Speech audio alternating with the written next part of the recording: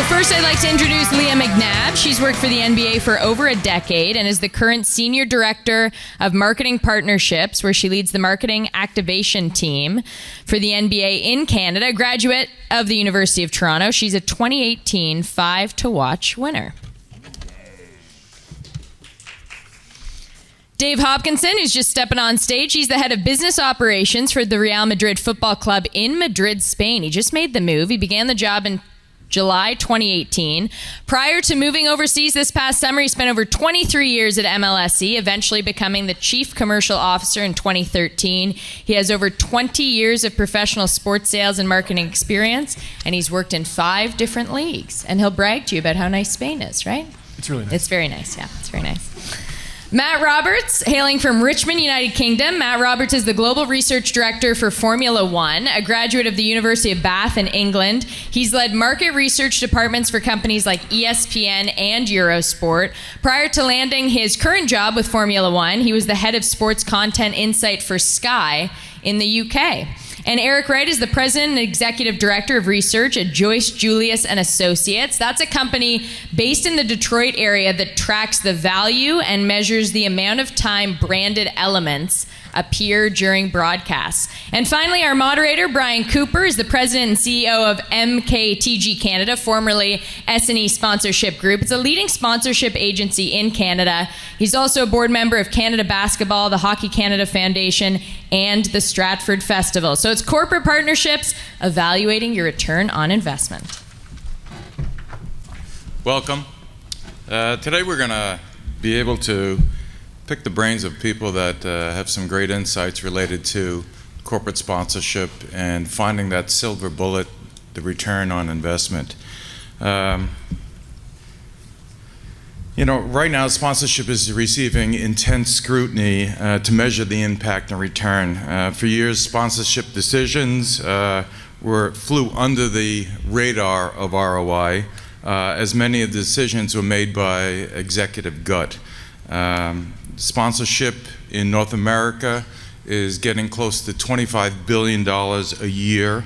It is increasing at a faster rate than any other portion of the marketing mix. Sponsorship fees are only a portion of what is spent on sponsorship, as promotion and advertising dollars follow those sponsorship fees. It's interesting that most marketers do not measure sponsorship for their effectiveness and their impact. 25% of corporations actually do, but most don't. Many don't have a standard process of measurement. Many don't attempt to isolate the impact of sponsorship from the other marketing initiatives. In many cases, they use agencies that have sold them their sponsorship to measure the impact, which is a bit of a conflict. And many corporations, they don't budget for measurement, which is a big mistake. So, why is there a need to measure? Well, corporate governance, when you're spending as much money as corporations out there today are on sponsorship, as I said earlier, you don't fly under the radar any longer. You need to be transparent and show some results. Protecting the sponsorship budget for future years is another reason that you need to have measurement and impact. Prioritizing the sponsorship properties that you're involved with. Which ones do you let go? Which ones are actually working? And last one, my favorite, is for renegotiation. That when you have measurement and you have to renew a contract, you have some tools in which to work from. So let's start with some questions, and we're going to ask you for questions later on at the end of the session. How do you measure sponsorship and ROI? I'm going to turn it over to Matt as a start, and I'm going to go ask all of you the same question. Thanks, Brian. So at F1 in the UK, obviously, before about 18 months ago, Liberty were not involved in the sport. They then became our new owners.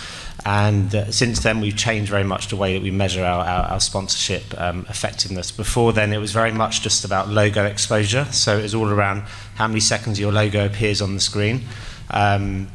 We came in under Liberty, and we felt that this wasn't the right way to measure the effectiveness of sponsorship. There was so much more than just logo exposure that wasn't being measured by the TV side of the sport. So we brought in a consultancy called Gemba. And what Gemba do is measure three facets of sponsorship. They measure the direct benefits you get as a sponsor. So that might be ticketing, it might be pourage rights if you're Heineken at F1 races, it might be on-ground activations. They also then measure the quality of the exposure rather than just the number of seconds on screen. They measure, did that exposure actually make people more likely to recognize your brand? Did it make people more likely to consider your brand? And then we're able to measure the kind of quality of exposure that a brand gets, rather than to say one logo equals the same as a logo on the start line when the cars are starting is the same as a logo in the background in a press conference.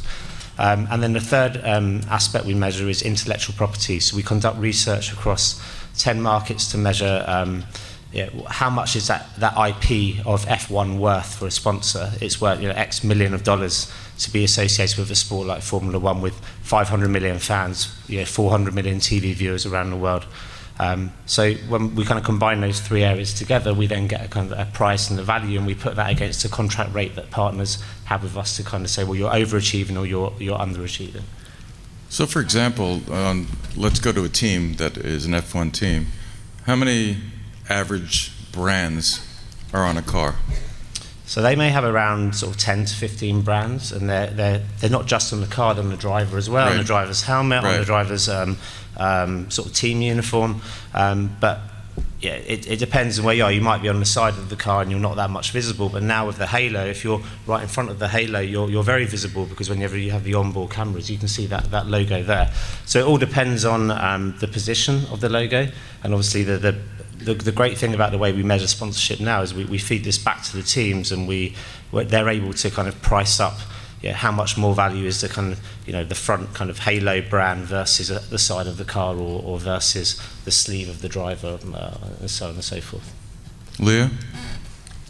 So, I mean, you're talking a lot about impressions and sort of media value, so we will also measure things like that, but we're also measuring amplification, so we'll go out to our fan base and lookalike audiences to our fan base and see, especially for CPG brands, does the fact that our IP is on that product increase your likelihood to stop and look at it, increase your propensity to purchase it, does it actually result in a lift in sales over same time last year, that kind of thing.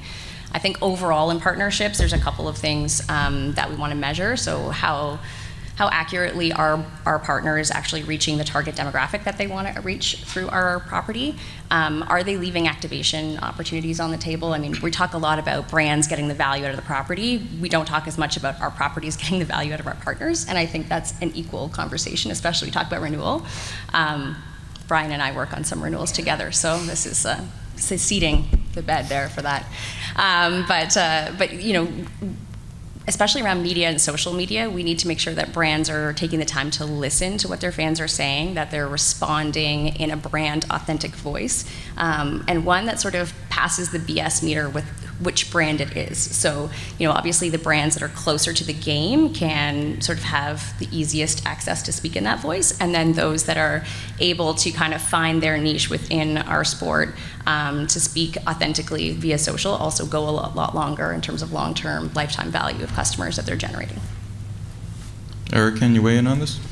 Yeah, well, coming from our perspective, we're kind of a hired gun to assist organizations like yours to do specific measurements. And I thought what you said was key, boiling it down to the most basic logo detection and determining some of those values, if you will, depending on location and things like that. And that's where we've seen tremendous growth, and frankly, the most questions asked back to us of placement and where to maximize that piece of real estate. And we look at other pieces, and sometimes the logos are secondary in nature, but we feel pretty strongly it's a beginning point. It's not the end point, but it is a definite beginning point. And for years, the logo has been de-emphasized, I think, in conversations like this. And I mean, we just feel that it's an important piece to the puzzle, and that's kind of where our positioning is with everything. So you start with brand exposure and then add all the other pieces into it to determine value. Yeah, I mean, because, okay, so the basics of sports marketing is starting point of awareness. Without awareness, you can't make them care. You have to make them aware, and then they have to care. And obviously, of course, the driving force is to take it beyond that awareness. But that's where we start. My friend Dave. Well, he asked the question, how do you measure sponsorship? And I don't know if there's, the way I see it, one particular answer. I guess there's a whole bunch of different ways to measure it based on what that partner's looking for. Into the mic. Leah used the right word. For us, it's generally lift. Like, look, can we lift your business? And if we lift your business, we'd like to get paid for doing so. Now let's define what we mean by lift. And I met with Nivea a few times over the last few weeks. And Nivea, owned by Beiersdorf out of Hamburg, Germany, phenomenally sophisticated marketers. They started their partnership with Real Madrid, and it was a Spain-only partnership. And the first year that they did on Nivea Men, they saw baseline growth of 6% of sales. Okay, that's very interesting. So we did that for a couple of years, and then decided, well, look, let's see if this can go broader. Can we, let's go include Italy, Poland, a couple other countries. Saw a lift in those regions between 4 and 13%. Now we've got a global partnership with Nivea, and every market that we've entered, Nivea has seen a sales lift. So, Brian, you talked about isolation. Can we isolate the programs and demonstrate sales lift? Yeah, and if we can, then actually the conversation around how do we quantify it, how do we value it is very, very easy. Can we demonstrate lift? Other partners don't have those particular specific goals.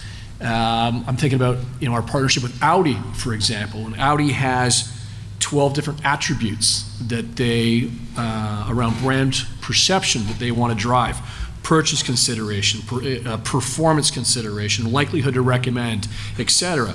And amongst every fan around the world that is aware of Audi's partnership with Real Madrid, that fan's perception of Audi is against those 12 attributes is higher than those in the marketplace that are not aware of the partnership.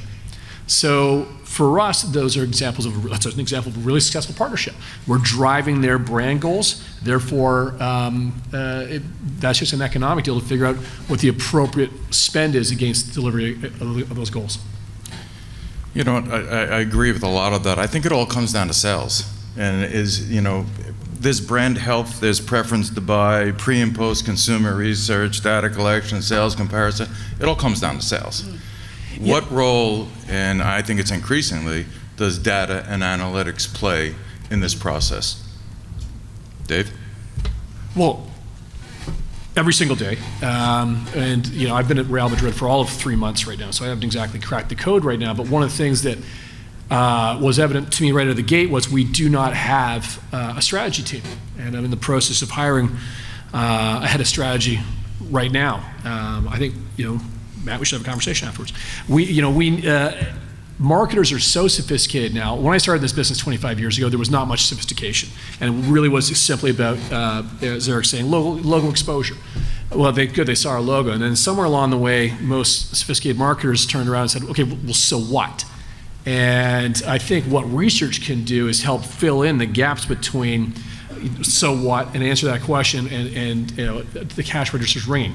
We know the perception of quality rings cash registers. We know that likelihood to recommend. We know that loyalty drives cash registers. So what it's really about is articulating what in this program will lead to sales, because we're not actually selling anything directly. So we've got to make sure that we've got the right environment being created in the middle between the awareness of that partner brand as a sponsor of ours and the ultimate transaction. Matt, Have you invested, I assume you have invested in data and analytics, and how are you using it today? Yeah, I mean, it's a tough one because obviously we have 8 global partners, but they will not give us their sales data. So obviously it's very hard to kind of link. Yeah, we're doing guesswork, which is why we brought this kind of sports consultancy Gemba on board to really measure. What does if people see that brand at our races or at our fan festivals, at our fan zones, what impact does that have on the consideration of the brand? Then obviously we feed that back to the partners. And as Dave was saying, if people are saying they're more likely to consider it as off the back of seeing your brand at a race or on the TV coverage, then obviously they're more likely to buy in the future. It's an interesting one really because we've got brands like Rolex and funnily enough, Rolex, they don't ask us to link back to their sales data. They don't do any of that work internally. They're quite old school. They go straight back to how many seconds was their logo on screen. But the reality is, out of 500 million fans, how many of them could afford a Rolex? They're £30,000, however much that is in Canadian dollars, probably like 50,000 Canadian dollars. Very few of our fans would go out and buy a Rolex watch, but Rolex are obsessed by that logo being on the screen, and part of our job over at the rights holder side, and I'm sure at Real Madrid as well, is trying to educate our partners in terms of what data is available to help them prove the return on investment and try and move away from this archaic world of your logo was on screen for this many seconds, therefore that's a success, because that isn't right. Thank you. I noticed you're wearing a logo. You're wearing a Rolex. Why do you feel your partners don't share their sales data? Wouldn't F1 be more effective if you were? Wouldn't the partnership be more effective if you're sharing data both ways? So we have tried, obviously. It's a complex sport, and we've had years we had a different ownership before. Obviously, with one guy in charge of F1 for X number of years. He created a bit of a divide and conquer, sort of a bit of mistrust between everyone, and no one kind of shared anything at F1 before last year. So it's part of the new culture. We're trying to be more open. We're trying to share a lot more. Whilst he did a great thing for the sport, I mean, the sport isn't where it is today if it wasn't for him. He did create it it was siloed, very siloed, and people didn't share very much. So we're just trying to change that culture now to make it a lot more of an open sport. But it takes time. A lot of the deals that are in place with partners were done like 5 years ago when the old owners were still in place. So we're trying to change that, and with new partners coming on board, that's part of the prerogative. Eric, before you said it starts with brand exposure, but does mere brand exposure impact the consumer when you have a vehicle with 15 logos on it, when you have a jersey with 3 or 4 and then the court is covered? I mean, are we beyond that? I don't know if we're beyond it, but it certainly is a consideration. One of our key components in our measurement is what we call brand clutter. And we're constantly, at everything that we measure, whether it's an on-site view or a television view or what have you, we're thinking about the clutter level and the ability for a brand to break free of the clutter and stand out. So again, very basic concepts, but yeah, I do think you can stand out in that crowd, and I do think there's a value to that. But yes, talk about 20 decals on an F1 car, that's a concern. And honestly, there's different schools of thought with that. Well, there's a cumulative effect because you're going to see it on every vehicle if it's a series type sponsor, and you're going to see it over the course of a complete season. So there's tremendous, what we call on-screen time.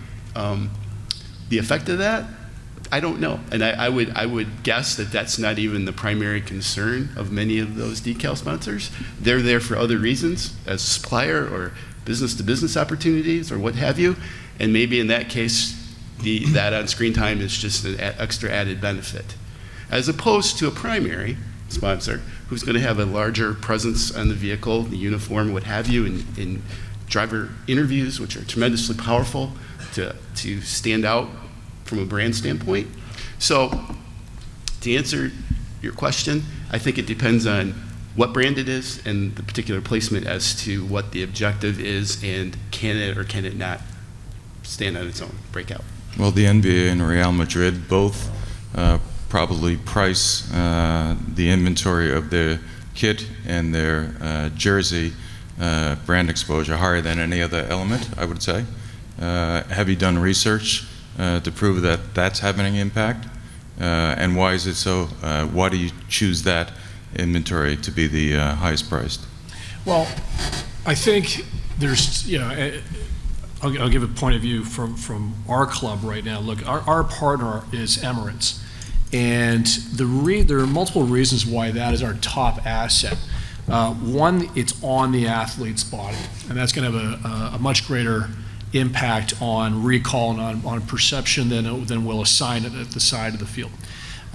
Two, this is what's up on young people's posters in their bedroom all around the world. So there's that's something that regular signage doesn't accomplish. But there's also this aspect of and the element of being a premium brand. And when you think about Emirates, if you've got an idea and you conjured in your mind right now of what Emirates represents as an airline, you're probably not thinking about what it costs. You're probably not thinking about the destinations they go to. You've probably got a very, very high perception in your mind of quality. And I think the partnership that Emirates has, not just with our football club, but with many football clubs, drives that objective for them, and that's the objective they're trying to drive. So Emirates is a partner of ours that is not looking to us to say, hey, how can you sell me more airfare? What they're doing is saying, look, we know that being perceived as the world's most premier experience in the air is what works for us, and that's why this partnership is important for us. Leah, the NBA just recently jumped into this, and I think you have 28 or 32 teams now and we've done the deal in the jersey patch, Toronto. Yep. Yeah, and so for teams, the jersey patch is, I think, definitely the best asset, the highest valued asset, and it's for all the reasons, I won't repeat them, that Dave just talked about. I think to come for the league, it would be digital virtual signage. So globally, given that we're a global property, the ability to take a clean feed and add virtual signage in every single feed that we put out to all the countries that have our broadcasts per second, that is the most valuable asset we have. Did the NBA jump into this, or did they tiptoe into it? Well, based on European leagues, have had it for years, and Yep. in Canada, the CFL has had it for a number of years. I think they tiptoed into it. I think they were tiptoed into the first of the big four to do it. Yep. But I think everyone else is going to be following. Well, and they started with training positioned jerseys. it originally as a test, right? Right. And then after the Still first... a test, right? Or did it change? I think they've officially waived that. Right. So, I remember as we were thinking about this, we were considering it at points. Do you do a European style and take the logo off? And people would be. I remember when we first launched Toronto FC here in this marketplace, and that was the first year that Major League Soccer allowed. 2007, the year TFC launched, was the first year that Major League Soccer allowed a partnership right here on the front of the jersey. Before that, they'd had it on the tail, which is not nearly as effective. And I remember, hearing from people, BMO's been the sponsor on the front of that kit from day one. And people saying, well, aren't they going to be called the Toronto BMOs? And it's, here we are 12 years later. It's kind of laughable. No one's ever referred to the team as the Toronto BMOs. And BMO gets an incredible amount of recognition with that program. It's worked really, really effectively and hasn't hurt that brand whatsoever. So I thought the NBA, we'll see what the NBA does ultimately. I can see a world where they only go bigger with it.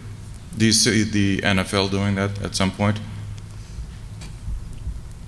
Dave? Yeah, I don't know.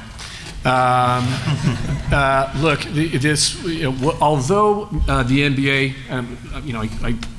I will commend them for being very brave to be the first league to do it, because baseball was talking about it, 15 years ago, 20 years ago, they were talking about doing a sleeve patch, and the outroar in the United States at the time was extreme, and baseball backed away.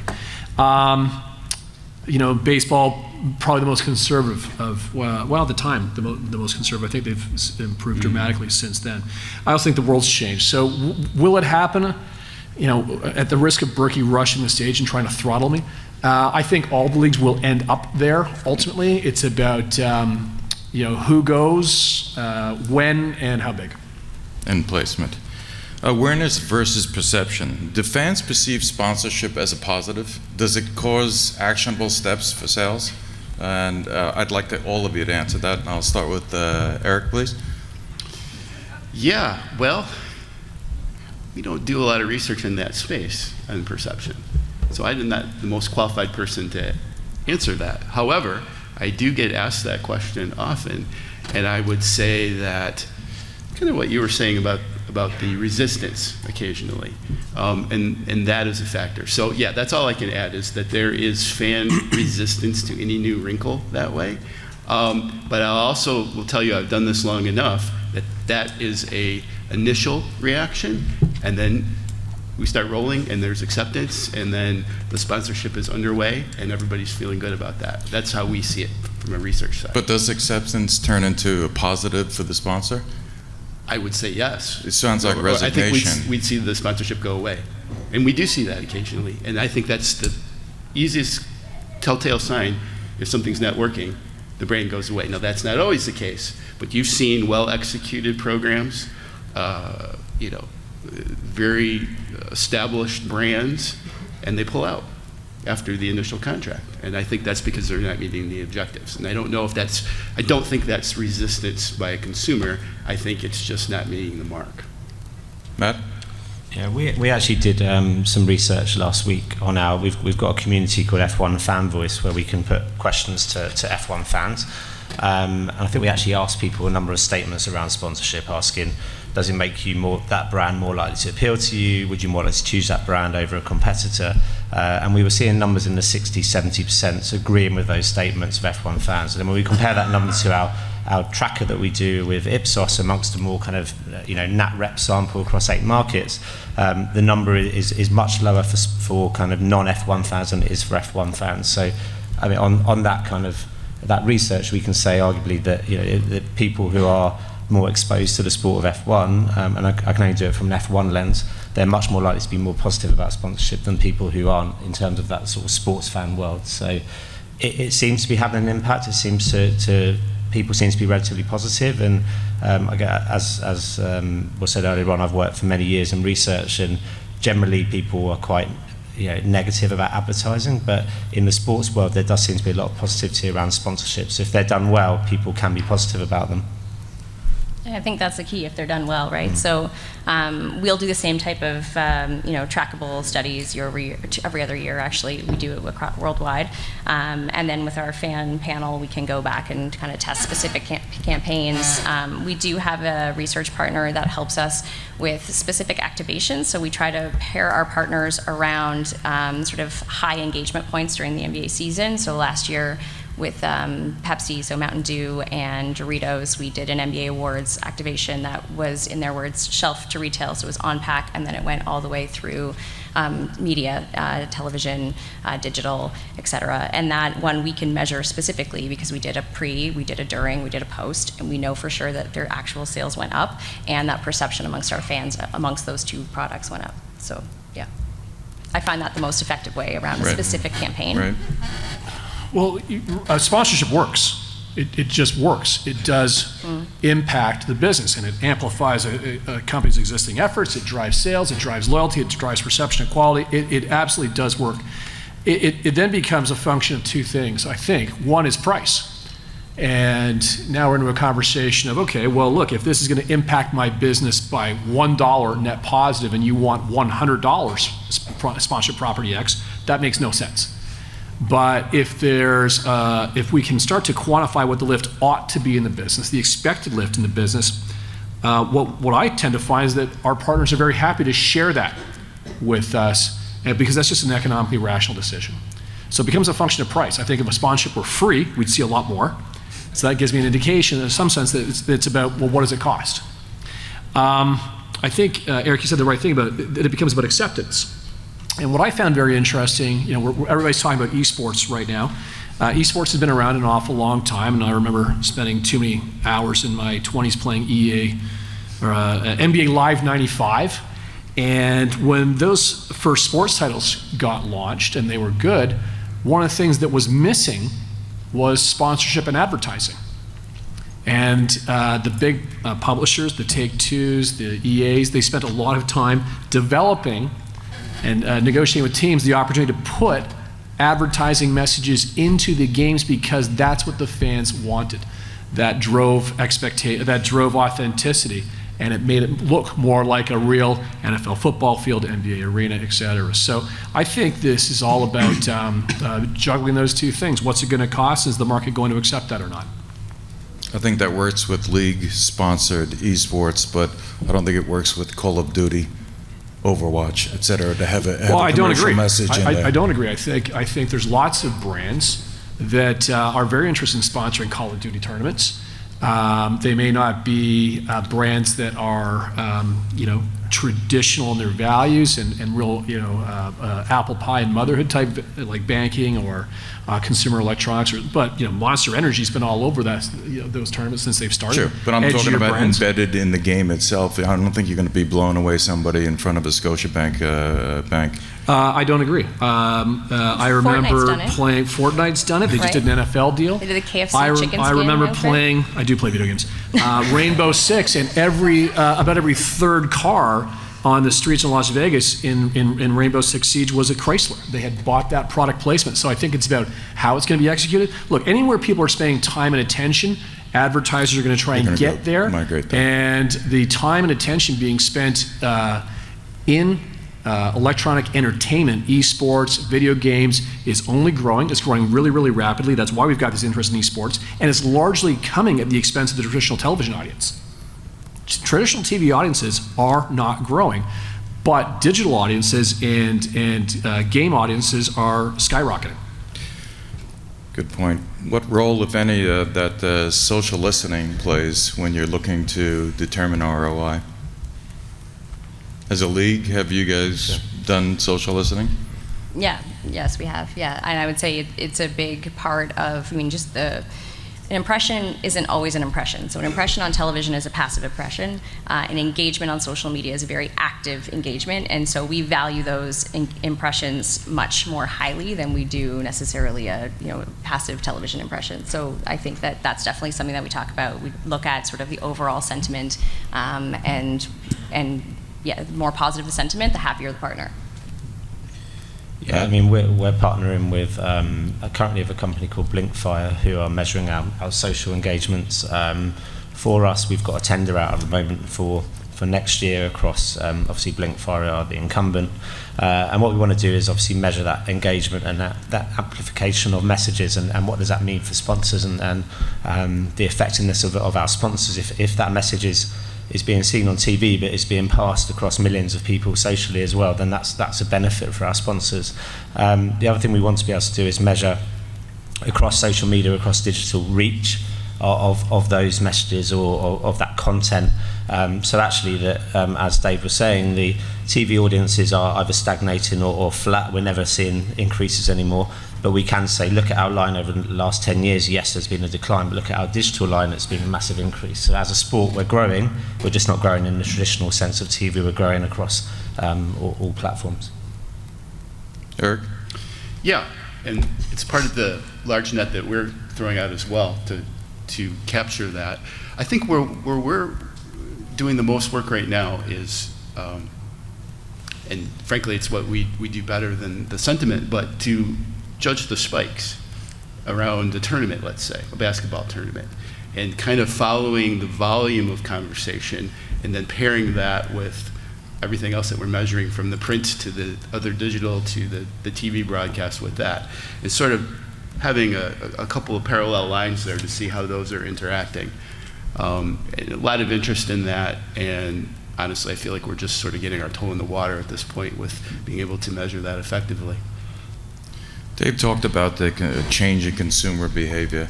Have you noticed it beyond just the traditional? They're not watching linear TV anymore. They're watching it online. They're watching it in digital format. Is there anything beyond that? Well, I think, look, one of the things that attracted me to go to Real Madrid was the sheer size of the digital audience. And how big is it? Well, it's about 300 million. Across the three platforms of Twitter, Instagram, and Snapchat. And Facebook were 109.5 million. I checked it yesterday because I'm now checking it like a stock every day. It's 109.5 million as of yesterday, and globally. So what we see, and of course we're not airing the games there. We are doing all the stuff around the game, all the stuff around match day, and we see so much traction around training, around what's interesting, especially in the NBA, which I think do it the best of all, that arrival at the arena, that arrival at the stadium, and what the players are wearing when they get off the bus. This stuff has real traction. So what we're seeing is game day or match day getting longer. It's the pre, it's the post, and I think that's a huge opportunity for teams on a digital perspective. You just asked about social listening. What I do see with this massive audience, and we've got a lot of work to do on this, is now we've got to think about how we regionalize this properly and well. Leah talked about tone. I think tone is incredibly important on digital and as a big piece of social listening. When I see, my Spanish is extremely weak. And very much a work in progress. So I follow along our digital on our English language channel, and it's not good enough. And it feels like it's been translated through Google Translate to me, because it probably has, which makes me think we're doing an equally weak job in Chinese, and again, multiple dialects there potentially, in French, etc. So I think that as teams think about how they're going to expand their reach globally, we're going to have to spend a lot more money on demonstrating that we can connect with audiences in their own market, in their own language. And that's going to be difficult, because then we've got to figure out how we commercialize and pay for that regionalization. I'm thinking about it every day, and it's going to be a big challenge. So I would say, our broadcast audiences are going up still. They're very important to us. Obviously, we used digital as a funnel to drive people to the core live game. There is no replacement for the core live game and watching live. So let's all be honest about that. But to what you're talking about with that game day experience and extending it and being able to extend the interaction with our brand beyond the couple of hours every night where we have games live on TV, that's where we get to build that deeper relationship. That's where we get to understand that fan. That's where we have conversion opportunities. So we go to our fans and try to convert them to, opt in to hear from us, to, hopefully if they live in one of the cities where we have a team, buy tickets to attend a game live. And we do fun things like, we have a Instagram stories activation, which is called Where's the Ball? So you see a photo, and then there's little orange balls that are not actual basketballs, and you guess kind of where the ball is going to be. The next slide shows you where the ball actually was in that amazing photo, and it gets to showcase kind of your excitement around not just the game that night, but a whole variety of young and up and coming players for us. And so we do that several times a week. It's fun. There's all kinds of opportunity on social and digital. What's the question? We're just ad-libbing. No, I think it's a really interesting topic, actually, because what Dave picks up in terms of regionalisation is something that, again, at F1, we've been we're based in the UK. Everything's been in English. Our website's in English. Our app's in English. We've done everything from London, and we've kind of expected that we can crack America, we can crack China from an office in London, but it doesn't work like that. We need to have boots on the ground in North America, we need to have boots on the ground in China, we need to have local languages to crack these markets where people don't speak very good English. In China, it just doesn't work to go over there once a year with a delegation and have a few meetings. You need to be there, you need to be having meetings every day. So that's very much part of our objective moving forward. How can we attract that kind of be more global? Our website, I think, is about to relaunch in 4 different languages, and those languages will grow. And we're hoping to have an operation on the ground in both the US and in China in a very near future. So we are growing that kind of that side as well, so it's very interesting what Dave said. So Matt, when you relaunch the website in 4 different languages, will you still run them all out of London, or will you put the Chinese language website in China? This is not a Chinese language website yet. Okay. That's work in progress when we have the boots to the ground in China. But the 4 European languages, so I think it's English, German, Spanish, and French are all being based out of London. But obviously London's so multicultural. There's people from every European country there, so it's easy to do that. But China's much more difficult. So we have obviously 14 offices around the world. We're a pretty global brand. We partner with other entities, media entities in China in specific. So for example, Tencent, we work with them. We work with Alibaba. We work with a whole bunch of different companies that are local to that region. And in China alone, we have over 250, 300 employees. So we definitely take the local approach of having people that are living in the market, that understand the market, that are from the market, understand the culture, to be able to communicate that. Because even in Canada, I mean, we talk about talking to even people that live in Quebec.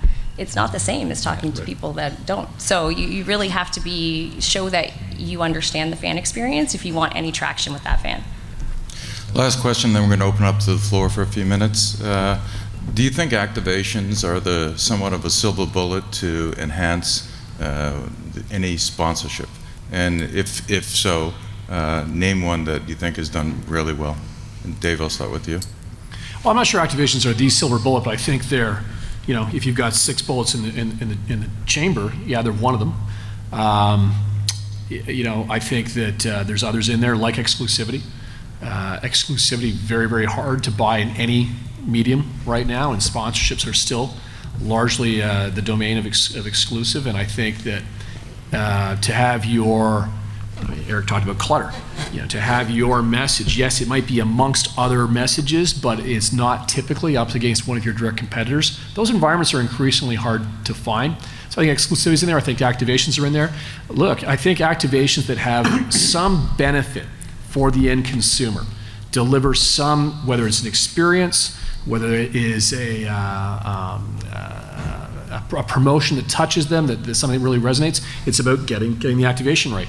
I remember Coke invited me to run in the Olympic torch relay when the Olympics were here back in 2010, and that I'll remember the rest of my life. Mm-hmm. So that was an incredible activation. They did a great job.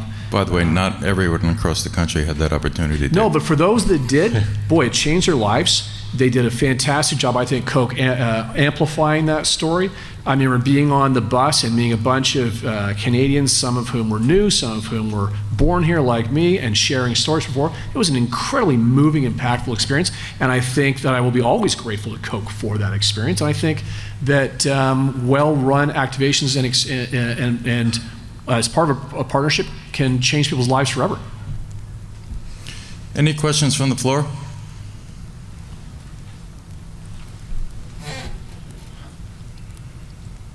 Hi everyone, Anton Fun. First question, Dave, do you drink Coke or Pepsi? I am totally loyal to Coke. There you go. I get a Pepsi the 3 times a year. You go to a restaurant and say, can I have a Diet Coke? And they say, I can Diet Pepsi. Perfect. My real question was, a lot of you do marketing and sponsorships in a variety of different marketplaces. And it's my impression that the marketplace, the reception to corporate marketers in Canada might be different than in the United States and for that matter for Europe. Do you find that the same when you're trying to market something to a bank in the United States versus a bank in Canada versus perhaps Deutsche Bank? Is their response to marketing proposals identical or very, very different based on their own culture and their own responsiveness to marketing ideas? I think what's common is that someone's got to walk you in the door. Whether that's, there's lots and lots and lots of sponsorship marketers in the room. And I'm guessing that you don't love when an email comes in from somebody that you don't know about some property you're not familiar with, and those tend to get deleted and ignored. So I think no matter what market you're in, we've talked about the difficulty of cracking the Chinese. It was 3 years ago today we were in China, actually. It came up in my Facebook feed, Coop. Someone's got to walk you in the door, and I think that how you walk in the door in China might be different than how you walk in Germany or in the US or here in Canada, but that to me is critical. It's got to be a warm introduction. Because obviously I'm more probably on the research side than the marketing side, but an anecdote from us is the work that we do around tracking, and we launched a big marketing campaign in this season, actually, our first ever F1 marketing campaign, despite the fact we're 50 years old, and we found that in Germany people reacted very differently to the marketing than they did in the UK and in the US. The ad we created was quite a creative ad. It had a lot of visceral aspects to it, but actually in Germany they didn't like it. They just wanted to be told what were the benefits for them, and it was very kind of less creative and more just tell me the facts. Right. Give me the package. So it shows that we have to really think about our marketing. One marketing campaign for F1 isn't going to be one size fits all for the world.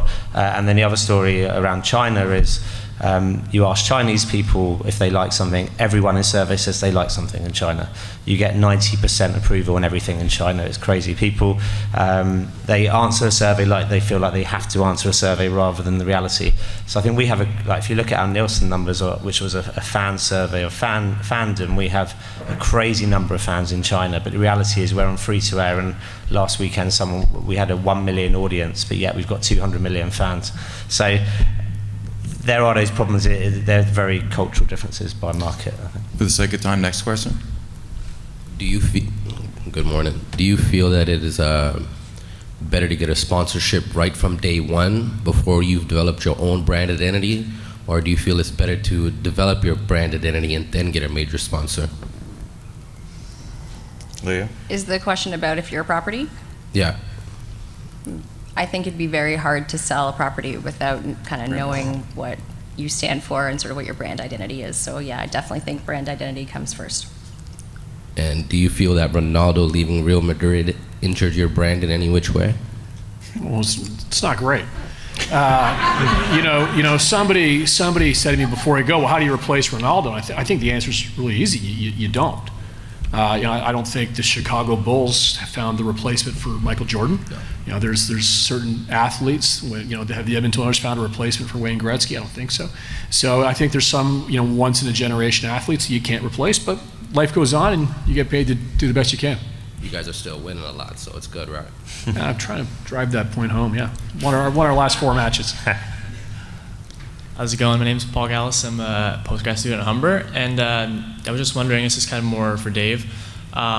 It's no secret that FC Barcelona is kind of the main competitor with Real Madrid.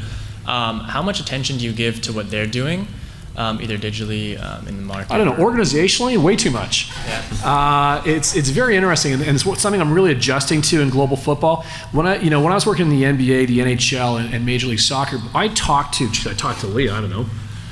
A lot. I would talk to my colleagues around other leagues literally every single day, and built incredibly strong friendships at other teams and the league.